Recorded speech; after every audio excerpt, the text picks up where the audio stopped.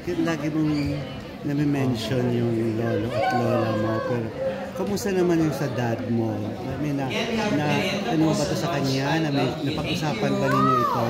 Kasi parang mas close ka ba talaga sa lola at lola? Yeah, doon ako lumaki.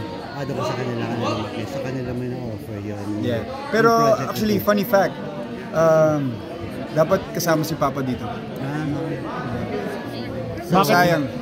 Dahil may contractual obligation. I don't know. I really don't know. I wish him well.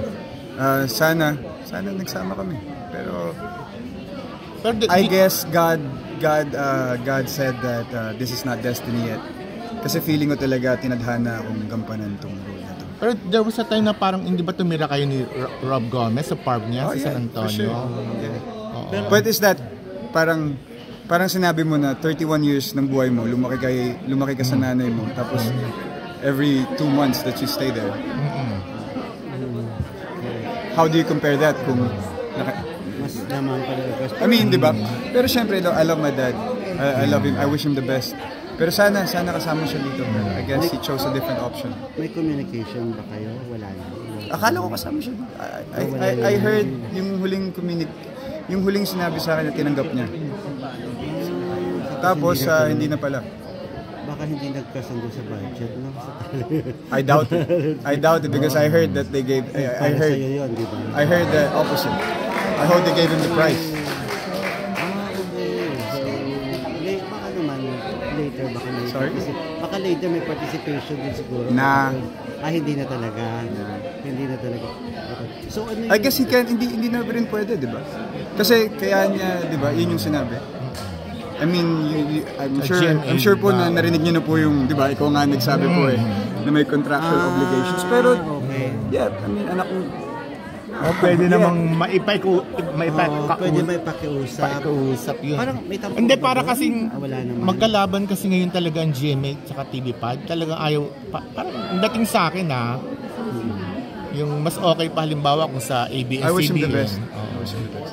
Pero may advice po siya sa inyo regarding dito sa road niyo po. Ano po yung na-advise po niya sa nakausap ba kayo? Wala. Hindi yata sila. Pero bakit hindi ka nagpahinga? Mas gusto mong dire-diretso na? Yung iba kasi after one teleserye, pahinga muna mga 1 month. To recharge. Gusto ko lang sana, ito na yung pagkakataon dito Ito na po yung binigay sa akin na balasa ng Diyos. So, I just have to do my best. At sana maramdaman nila yung spirito ng FPJ, to be honest. Yun yung goal ko ngayon, promise. Sobrang focus ko dito sa obra ni Carlo J na to. Gaya ng sinabi ko, kadikit po ng pamilya ko to. Oo nga, kasi ang ibang leveling, di ba, FPJ, naggawa rin to ni Robin Padilla. Opo. Robin, tapos ikaw na. Maraming salamat po. Imagine niyo po yung pressure, pero with all the obstacles that have happened, you know, I'm destined to play Totoy Bato. With or without my father. Nasabi mo rin naman na parang I wish he was here. Lumuhod ka sa lupa, parang trial and error. Pero ito talaga parang perfect nyo na. Yung swak na yung Lumuhod ka sa lupa was a trial and error pero filled with passion. Na laging gusto mong maging tama. Alam mo yun, man, I love this. They chose the right person to play it. I'm very motivated right now. Nag-training ka sa box? Yes. So, sinong nag-train sa'yo? Malapit na gym sa bahay. Tapos yung mga stunt director namin, sobrang galing nila. So, nagbaboxing ka talaga? Yeah, for this one. Just want to clear things kanina, sinabi mo kay Miss Yula kanina na talagang kumaga late lang siya, di ba? Ganda niya, di ba? Oo. Anong ibig sabihin mo doon? Actually, feeling ko nakabahan lang ako. Pero, in all honesty, she's beautiful. Naku, baka magselos ang girlfriend mo. Meron ba? Sabi mo, nung nakaraan. Hindi ba pwedeng mag-joke? So, joke lang yun. So, joke. Pero kung sakali bang ikaw ba may tendency ka rin na in love dun sa medyo mas older sa'yo? Love knows no age, love knows no anything. If you love, you love. Pero of course, I'm focused on Totoy Bato. Number 1. Sana magustuhan niyo po, promise. Kasi medyo dikit lang siya nakabahan lang ako dun sa dikit. Pero Tito Noni was a wonderful piece. Pero paano ka napapayag na magkadikit lang siya? Feeling ko hindi naman siya dun sa papayag. Kailangan galingan yung lahat. It's a team effort. My team is the best. They helped me through the transitions, dun sa overlap. Yeah, so I'm kampante ako at sobrang sigurado ko dahil sa team na meron ako. Kasi ano ba ang transition? Anong may yung iba kasi, kasi nag-overlap po yung taping ng Totoy Bato, tapos nag-taping pa kami ng Lumuhod, tapos bumalik po ako sa Totoy. So, you know, so medyo, you take the wins and you take the losses, and kailangan mong appreciate yung journey. Kung yun yung journey ko sa Totoy Bato, then thank you. It's a challenge that I accept. Gaya ng sinabi niyo po, pressure is necessary. Kung walang pressure, parang bakit pa to? So I love it. And gaya ng sagot kanina, my intention is to start making good TV series. And yung ginawa ni Carlo J. Caparas was to start a revolution, to change the culture. And I'm coming with that energy. Pero ano mo rin dito, nararamdaman, hindi ka ba kinikilabutan since may I am, I'm a bit nervous right now. May Coco Martin, ang FPJ, tapos pag Carlo J na obra, ikaw ang gumaganap. Mahal na mahal ko si Coco. Sa GMA, may Ruru Madrid din. So, parang ganun yung mga leveling ninyo, di ba? Thank you. Maraming salamat po. It's a humbling experience, and mga idol ko po yung mga yan na sana matuto ako ng mga sikreto nila. Maybe one day.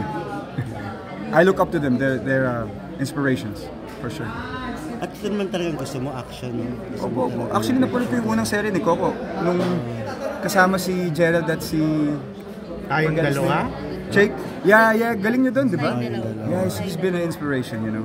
And yung sa akin ng blessing po na nabanggit mo yung pangalan ko kasama yung mga legendary people na yun. Pinaka-paborito ko doon yung sinabi mong Carlo J. Caparas at sinabi mong FPJ. Kadikit ng pangalan ko. And those are the legends I look up to. Are you looking forward to work with Coco soon? Yeah. Hindi pa kayo nagkakatrabaho? Never. I want to meet him soon. And grabe, pay respects. Grabe yung ginawa niya sa Probinsyano. Pero yung pinaka-paborito ko yung sinabi kong, nakalimutan ko lang yung pangalan mo siya. Doon ko siya unang nakita. Actually, hindi ko pa alam yung full name niya. Inalam ko pa kasi sobrang galing niya doon. Sabi ko, sino to? It's good. You have to pay respects to all the greats in order to, in order to imbibe it, in order to be it. So I have to pay my respects and respect all the legends before me. Nakwento mo rin na mention mo tungkol sa lola mo, di ba? Na sabi mo lahat ng mga... Josefa Gutierrez Diaz. Oo, so lahat ng mga ginagawa mo, pinapanood niya talaga. Pero wala na siya. Oo, so ano yung mga hindi mo makakalimutan din sa kanya? At gaano siya ano ang dating ng gaano siya ka-importante o mahalaga sa'yo hanggang sa ng career mo ngayon, tuloy-tuloy ng career mo? Actually, ayoko. Sobra. Siya lang naman nanonood ng mga ginagawa ko. Siya talaga. So na-inspire ka talaga din sa kanya. Siya lahat. Ano mga sinasabi? Siguro si Lolo Paquito yung naging jumpstart, di ba? Kasi syempre yung sinabi niya. Malay mo ba kung saan nanggaling yun? Kasi syempre na-stroke na si mahal kong Lolo noon. Pero ano sinasabi niya sa'yo? Pag umuwi ka, pag napanood okay ka dun, boy? O boy, medyo pagod ka dun. Pogi ka dun. Or boy. First up. I love her so much. This is for her.